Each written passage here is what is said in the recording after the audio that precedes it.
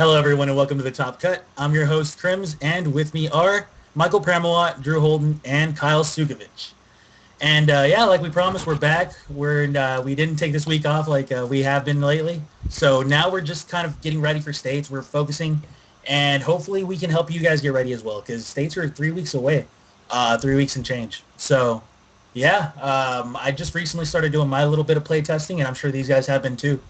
And now it's going to be time to let you guys know what we're doing, how we're doing, what decks we're using, and if we think we have any shot at actually doing well at these tournaments. So before we start, there's pretty big news, and it involves Europe. And I think Kyle's going to be the one who's going to be telling us about this information because I don't know anything about it. Take it away, Kyle. So this weekend, go figure, just kind of found out about this, is the European Challenge Cup, which for all purposes is pretty much just another regional or state championship for Europe. So, it's got the same championship points as a regional championship, so it's a pretty big deal. And it's just another chance for people in Europe to get some championship points. And it will involve next Destinies, so it'll really be our first chance to see how the new set impacts the format and what decks can really come out. So it's really similar to the Prague Cup in that, but hopefully it'll have some better results and not have 45-minute best 2 out of 3 like the Prague Cup had, so we can actually see how a real tournament's supposed to play out, and it should be exciting. So what do you guys think about Europe having? Yeah, that's pretty big news, dude. Yeah, first tournament. That's two tournaments in a row that or maybe even more that we haven't been aware of, but that they actually just decide to take it upon themselves to break the format in. I think that's going to be pretty interesting. But yeah, like you mentioned last time, they kind of screwed up a little bit by making it a 40-minute round, 45-minute top cut round. So we didn't get accurate results, but we did get Swiss round results. So absolutely, it's going to have an effect on states, I would assume. It's pretty cool. Yeah, I'm kind of excited because honestly, at least in what I've seen is my testing's been going pretty badly.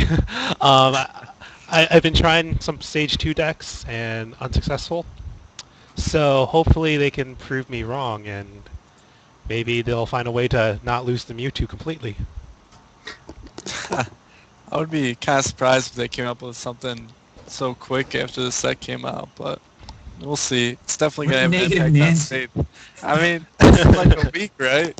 They haven't had that much time to break the format. Yeah, but translations have been out for a while. You can proxy a Mewtwo. You've been able to proxy a Mewtwo for a couple of weeks, for at least 2 months. So I think this tournament is just all eyes on Mewtwo. We'll see if it's the real deal, if it'll sweep the tournament or not.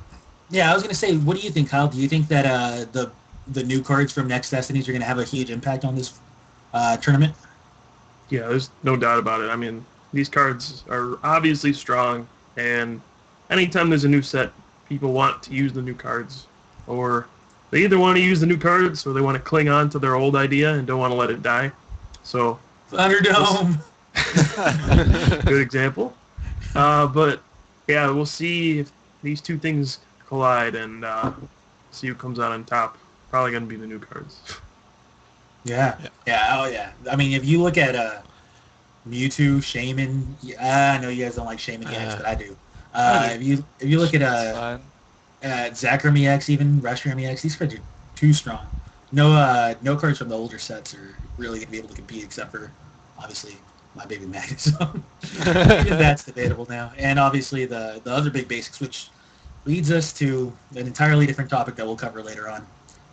But yeah, the ECC, the European Challenge Cup, that's pretty interesting. And it's going to have regional style points assigned, right? So basically states and regional style points. Yep. Yeah, it's going to be pretty huge for them. So they're definitely going to be taking this very seriously. Really excited to see how this turns out. Yep. Yeah. What else is going to be going on? I thought I read something about I guess I should have kept that link open, but I thought I read something about the European Challenge Cup having a special side event or something like that. Oh, yeah. So basically, Yeah, if you guys know, if we guys know something we don't know about the European Challenge Cup, this is mainly going out to anyone who's in Europe who is crazy enough to be up right now. But hey, please let us know, and we'll project that out there. And obviously, we'll cover the European Challenge Cup after the tournament's over. We'll cover it next week. We'll cover the results and all that good stuff. So I'm excited to see something like that happen. And I'm sure we'll be touching on the European Challenge Cup a little bit more later on in the show. But before we move on, I want to let the viewers know that we're going to be trying something different today. Not sure if it's going to stick, but we're going to try. And it's going to be kind of taking breaks in between just because we sit down here and talk a lot for about an hour and a half, and some people might get bored. So we'll take a couple of breaks and just 5 minute, go ahead, take a drink, whatever you want to do. And we'll let you guys know when that actually happens. But, yeah, so now let's talk about the metagame for our state championships and what next Destinies is going to do to affect it. I think that's going to be our topic of choice for today because that's what we've been studying ourselves. That's what we've been focusing on. And I think everybody in the Pokemon community has been. So you get next Destinies, you get the big EXs, you get the level ball, you get the heavy ball, and you get Sillin, and pretty much, I hope I'm not forgetting anything, but I think that's it. Oh yeah, Sky Arrow Bridge. Yeah, that's a good card. You get these cards, and obviously the first thing you try to do is figure out what decks they make, and not decks what they could be a part of, but what decks they make. And obviously the big deck that comes into mind is going to be like a big basic deck with some combination of these EXs, a way to get energy for them, and just cards that support them. So Eviolite, things like that. And obviously Sky Arrow Bridge. Sky Arrow Bridge is big because it helps certain cards out a lot. One being Celebi Prime, obviously, and the other one being Shaman EX. You get a lot of these cards where you're just saving yourself energy drops, and they'll actually let you do kind of like energy acceleration in a sense. So Celebi Prime is seeing a lot of heavy use. And what do you guys think about that? Do you guys feel like Celebi Prime is the real deal right now because of Sky Arrow Bridge, or do you guys feel like it's kind of just being hyped for no reason? And we'll start with Kyle. Well, I've made it very well known that my Celebi Tornadus deck is 16-0. So yeah, Celebi is pretty good. I'm not sure how good it is, but Sky Arrow Bridge is the real MVP of the deck. Just giving all your stuff one less retreat opens up a lot of doors. It opens up the door for Celebi. That extra energy attachment for the turn is pretty big, where you can power up something up, even like a Terrakion out of nowhere. You can drop a Fighting and then a Grass with the power. And you can retaliate out of nowhere. That's really nice. Sky Arrow Bridge also brings back usefulness for cards like Smeargle, which you didn't want to use because it has a retreat cost. It was used when Unknown Q was in the format, but now that you have to pay the retreat cost, it's not as good. But now you have Sky Arrow Bridge, which opens up that avenue again. So I think it's nice because it opens up more options for people. I think it makes Durant a little bit weaker, just taking away retreat costs on some stuff. So, yeah, I think Celebi is the real deal. I don't know how strong the deck is overall, if it's like the best deck, but it's definitely competitive. And when you say the deck, are you talking about just like a general Celebi Prime with a Mewtwo deck? Because that's usually what it's being used with. I mean, yeah, just Celebi with other basics. Okay. Does anybody agree with Kyle before we get to the disagreements? I'll agree that Sky Arrow Bridge is really good. Celebi, on the other hand, I will politely disagree. All right, Drew. You've probably been playtesting the least out of all of us. Yeah. Or me. One of the. What do you think? And I'm assuming you're just gonna have to use a little bit of theory to go with this. Yeah, I think all the other cards in the deck are good, but Celebi seems like quite the gimmick. I mean, just put another energy in play. The card itself, besides that, isn't too good. I just don't see the appeal of wasting all those slots on Celebi. Just an average card in my mind. If you don't have a Sky Arrow Bridge right away, that hurts it right there. Just a gimmick. I'd rather play Virizion. Get my double draw on. The thing with Celebi is that you have to have both Sky Arrow Bridge and the grass energy in your hand. So that's really the big deal. And obviously the secondary energy, otherwise the energy draw for a Celebi wouldn't really be a big deal. So that's really what I think holds it back. The fact that it actually kind of needs to have a lot of cards in your hand to combo with. I mean, if the power was from the deck, it'd be a really good card. Well, that'd be too good. Yeah, but from the hand, Thanks. From the deck would be absurd. I don't know about absurd. It'd be good. It'd be really good. Listen. If it was from the deck, there wouldn't be any other deck played.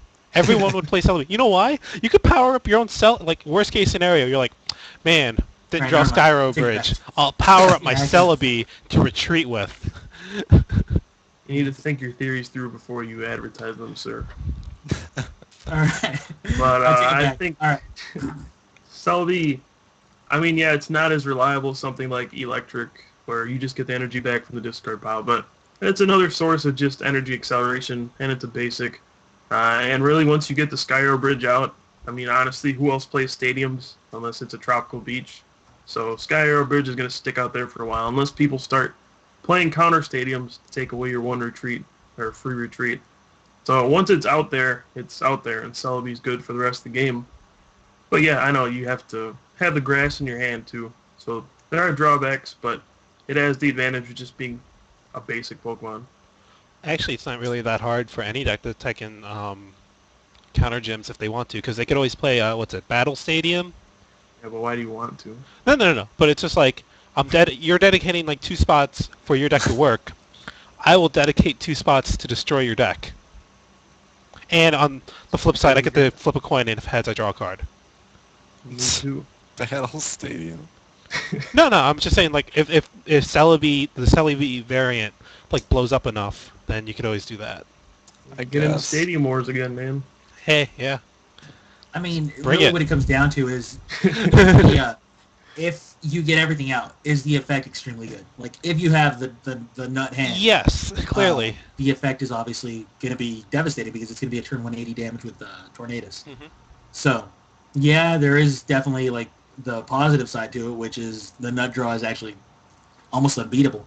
But I mean, is it consistent enough? I guess is a big question. Yeah. I don't think it is. I mean, I think it'll ride a lot of wins off of Tornadus and Catcher, and then follow up things with like Mewtwo, and then like you could play Prism Energy in there, so you could just like run Terrakion or something, and you just that's could be your deck. But I know it'll but anything that kind of like sets up or has any kind of hand denial, like any deck that plays a bunch of ends, will give it a lot of trouble. Yeah, it kind of reminds me of Patricio Shaman, that combo. Like, you're getting some energy in play. Obviously it's kind of better the whole game with Celebi, but Yeah, I mean, it just kind of reminds me of that. The difference with Celebi is that every time someone gets knocked out, you can just push up the Celebi and you get an extra attachment for free. So, I mean, you're just running... It's pretty much just a big basic deck, but you get an extra attachment every once in a while. yeah. At the expense of having to run, I mean, Skyro Bridge isn't a big drawback anyways, but at the expense of having to run grass energies, yeah. You The get grass to run energies. Shaman EX if you're running grass energy too, so it's not bad. I like the deck. I love the deck. The deck is amazing. He's talked himself into it. Yeah, man, all you have to do is lose 2 EXs and a Celebi somewhere in there, and then all you have to do is take 5 prizes, and then Shaman comes in for the kill. Oh yeah, it's a beautiful thing to watch. I'll tell you that much. Shaman EX dealing 180 damage is beautiful. All right, so I don't know. I think my biggest. Is it 180? Yeah, 180. It's Oh. 30 plus. Yeah. Oh, So okay. 30 plus 150. Yeah, you made me lose my train of thought. No. Yeah. Celebi Prime is obviously being hyped up a lot. Like, it's probably the most hyped card out of the old sets. Definitely the card to like come out of nowhere, because everybody honestly was just throwing their Celebi Primes away and stuff like that. And now here he comes, and people are scrapping up for him. Assuming that the gimmick is fine, assuming that the deck is going to be fine, because I think if enough people play it, it's one of those decks that can definitely win, because again, its nut draw is just insane. And if enough people play it, somebody's going to get lucky and have, that nut draw consistently. But assuming that deck does end up doing well, is there going to be a deck out there that's currently being hyped up as good that actually has a pretty good matchup against it? I think Or what does it take to have a good matchup against it? I think any like eel variant will have a pretty solid matchup.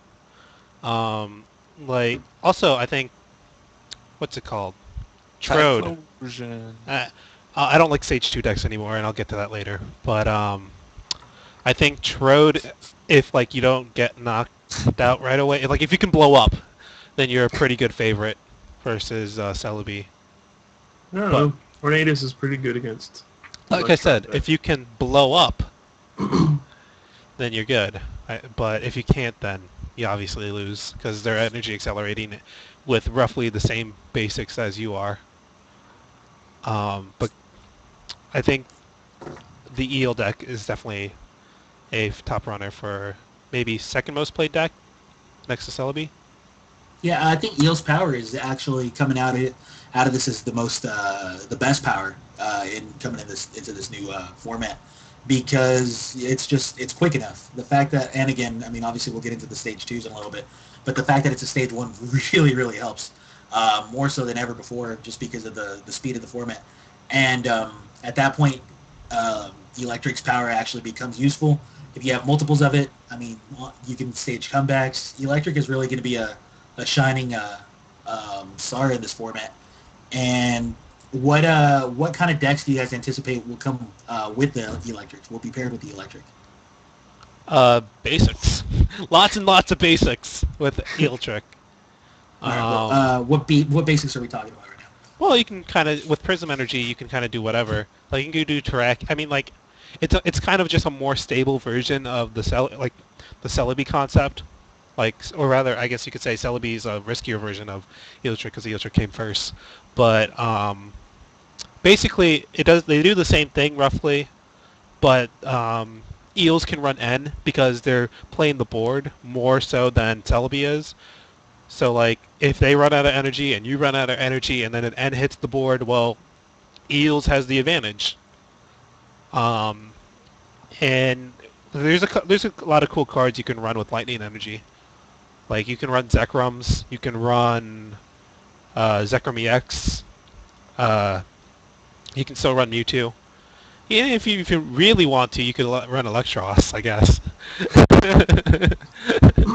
I think a day and age where pretty much every Pokemon has some sort of colorless requirement for their attack. So really, Eelektrik can combo with almost anything, just because pretty much everything its good attack is one colored energy and one colorless. Mm-hmm. So you get the Dynamotor, and then attach comes to mind, yeah. So, like, even I played Terrakion when I played the Thunderdome, which it makes no sense. It's a fighting Pokemon. It doesn't belong. But it worked just because it costs one fighting, one colorless. So that's kind of why Celebi and Eelektrik are so good. Things have such ambiguous attack costs nowadays that you can run any energy type and you can fulfill them. So that's kind of why all these decks are doing so well, I think. You can splash almost anything. Okay. So then you have these decks, and then you have the decks that normally fight for positioning against them, which are usually the Stage 2 decks. The Stage 2 decks usually are the slower decks. They come out a little bit later on, but ideally they're going to have enough HP, enough attack damage that they're going to make up for the early game, and they're going to come out victorious in the late game. That's the way that Pokemon used to be. I mean, that was the big debate, was is the format slow enough for these Stage 2 decks to be able to do something, or will the big basics be able to overtake them? I mean, that goes back to base set 1. Yeah. That goes back to our original format. Yeah. And now the answer is a profound, and I don't know. My heart breaks as I tell you guys. It really does. I'm weeping on the inside, but I'm about to make the statement that I never thought I'd make. The Thunderdome is dead. See, tears are about to come out of my eyes. That's the first deck, obviously, that came to my mind was, hey, look, Magnezone, 140 HP, which is still fine. Can deal it unlimited damage. It can one-shot a Mewtwo. How many things can say they can do that? Et cetera, et cetera, et cetera. I thought it was going to be, perfect. And then you think about it, and it's just really hard to get these energies in play. And, I mean, honestly, you don't even need to do a lot of playtesting to really figure this out. These cards are so strong. I mean, we're talking about Tornadus being able to deal 80 damage on turn 1. I mean, and that's semi-consistent. And if it doesn't do it on turn 1, it'll do it on turn 2. You better believe it. And all these things, I mean, they're so fast for these Stage 2 decks.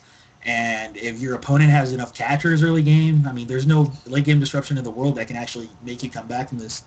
And it's unfortunate, but I believe that the Stage 2 era is gone. I really can't think of a single Stage 2 except for maybe, I mean, some sort of like a denial deck. But even then, I don't think it's we're going to be seeing any Stage 2 dominance anytime soon.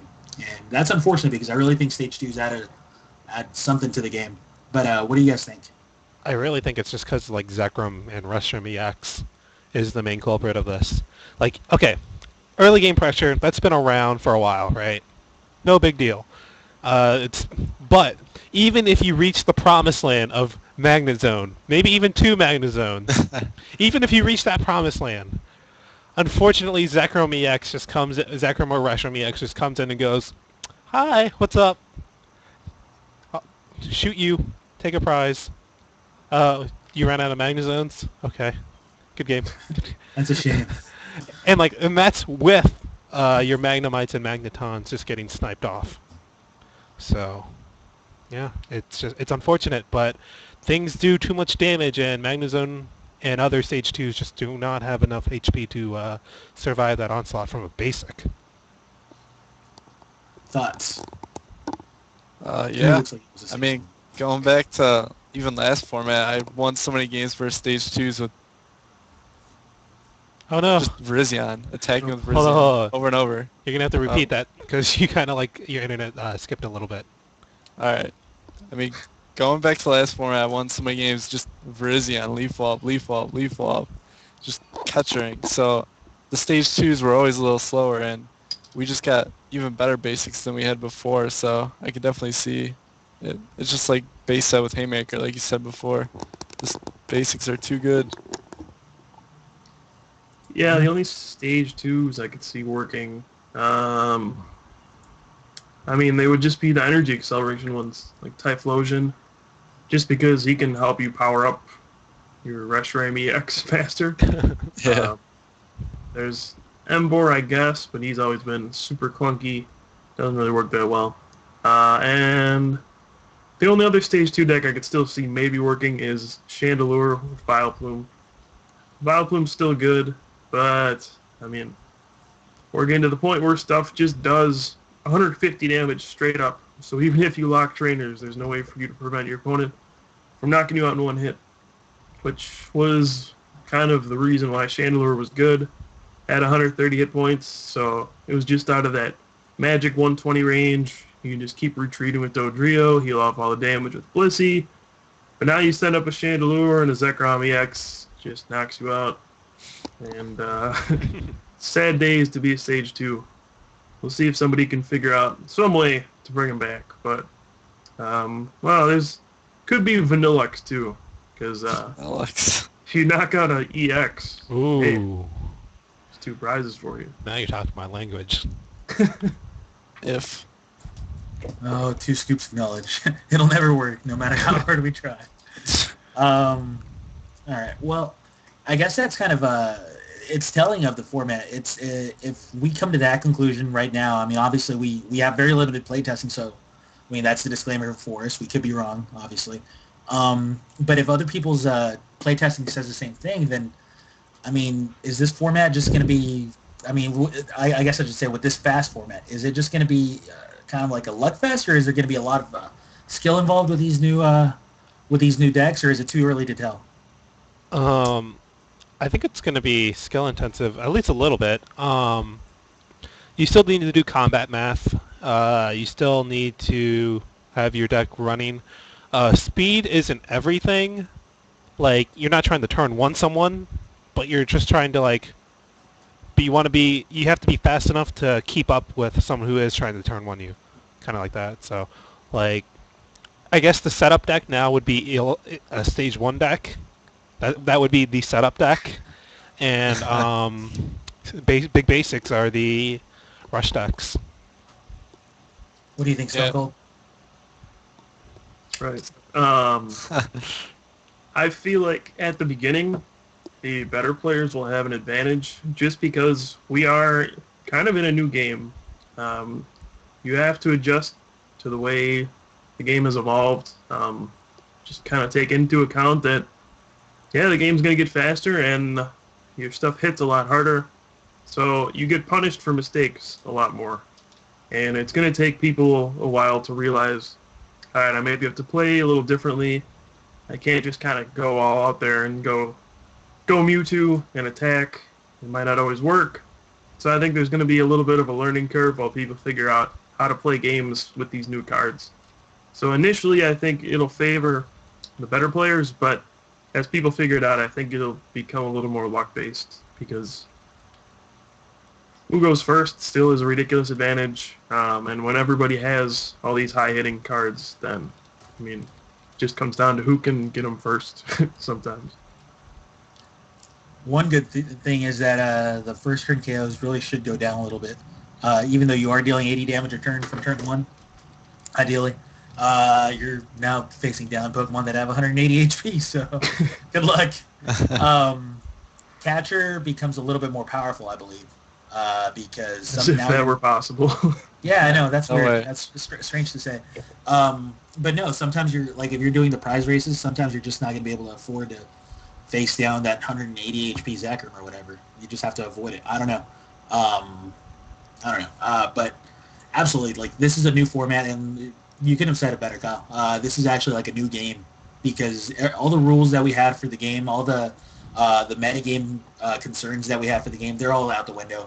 Honestly, this set just threw everything away and started everything fresh again with high HP and high attacks. So the older Pokemon are just at a big disadvantage.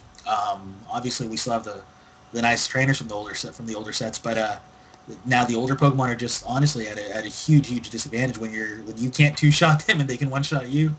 You got to find a new way to play. Now we are going to take a break right now. When we come back, I'm going to let you guys know that we are going to be talking about Durant before anything, and then obviously your viewer questions, you're more than welcome to start asking them now. I'm going to post it, so during the break, please ask us any questions you guys may have. And, if we've missed any big deck or if you guys want us to touch on a big deck, please ask us to do so either on the chat and hope we catch it or in Facebook. So thank you very much, and we'll be back in 5 minutes. See ya.